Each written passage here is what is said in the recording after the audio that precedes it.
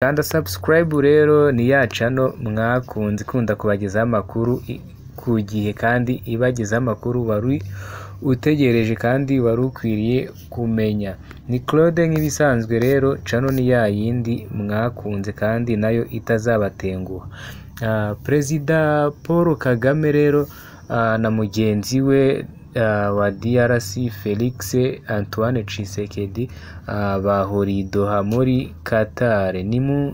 Ni mu nama yatumijwe rero n'umuyobozi w'ikirenga w'iki gihugu Tamim bin Hamad Al Thani, igamije gushakira umuti ibibazo by'umutekano mu burasirazuba bwa RDC Congo. Ibi biganiro rero byahuje Perezida Kagame na Felix Antoine Tshisekedi byabaye kuri uyu wa kabiri tariki ya 18 Werurwe 2025 nk'uko rero byatangajwe na Minisitiri y'Ububanyi n'Amahanga n'Ubutwererane ya Qatar.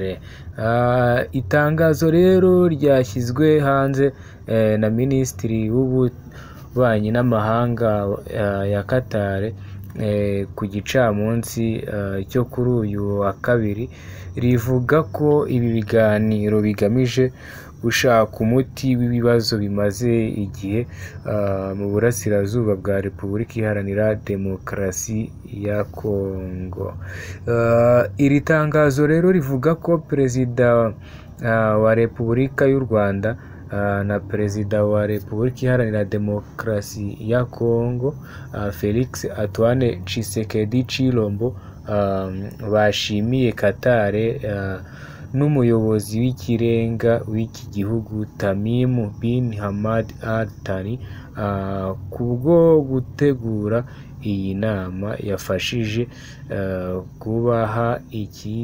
kubaka icyizere mu guhuriza hamwe ejo hazaza heza kandi hahamye kuri Repubulika Iharanira Demokarasi ya Congo.